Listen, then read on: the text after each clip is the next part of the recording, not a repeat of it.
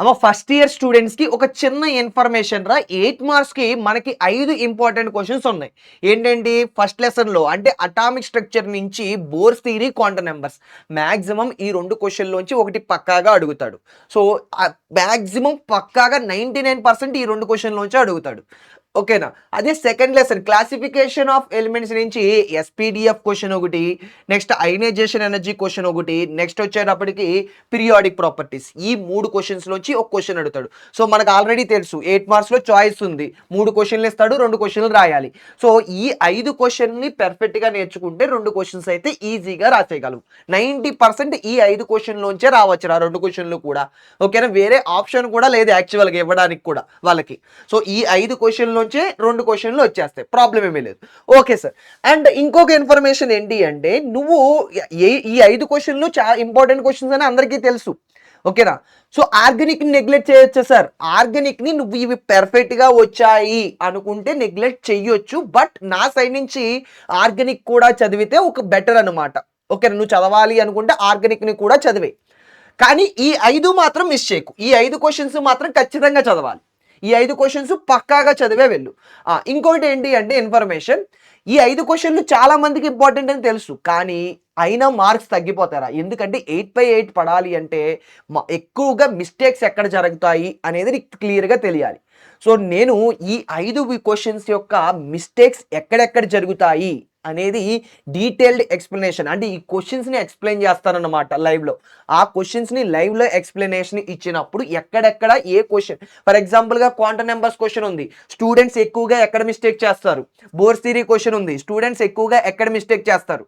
ఓకేనా? ఏ మిస్టేక్స్ ద్వారా మార్క్స్ తగ్గిపోతాయి అన్నీ కూడా ఎక్స్ప్లెనేషన్లో డీటెయిల్డ్ ఎక్స్ప్లెనేషన్ చెప్పేటప్పుడు, అంటే ఇవి ఎక్స్ప్లెయిన్ చేసేటప్పుడు క్లియర్గా చెప్పా. ఓకేనా? లేదు నేను ఆ వీడియో చూడలేదు అనుకున్నాం అనుకో, ఏమీ ప్రాబ్లం లేదు, మరలా లైవ్ వస్తాను నేను.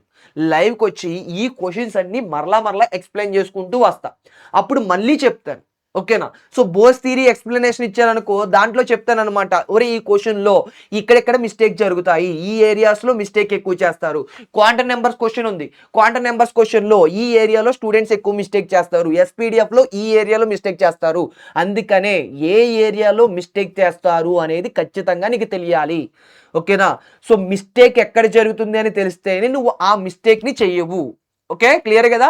సో అలాగ మిస్టేక్స్ చేయకుండా ఉంటేనే నీకు మంచి స్కోర్ వస్తుంది. అప్పుడు మాత్రమే 2 క్వశ్చన్స్కి 8/8 పడతాయి. లేదు నువ్వు డైరెక్ట్గా వెళ్ళిపోయి నాకు ఆ క్వశ్చన్ తెలుసు అని చదివేసి రాసేస్తున్నావు అనుకో, ఎక్కడో అక్కడ మిస్టేక్ చేసేస్తావు, మార్క్స్ తగ్గిపోతాయి.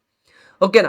సో ఎక్కువ మంది స్టూడెంట్స్ కామన్ మిస్టేక్స్ ఏం చేస్తారు అనేది నీకు క్లియర్గా తెలుస్తుంది ఎప్పుడు నువ్వు నా వీడియో లైవ్లో చూసినప్పుడు. అండ్ అది కాకుండా ఈ 8 మార్క్స్ అనే కాదు, 4 మార్క్స్ ఇంపార్టెంట్ క్వశ్చన్స్ చూస్తాము, 2 మార్క్స్ ఇంపార్టెంట్ క్వశ్చన్స్ చూస్తాము, 1 మార్క్ ఇంపార్టెంట్ క్వశ్చన్స్ కూడా నీకు పోస్ట్ చేస్తా.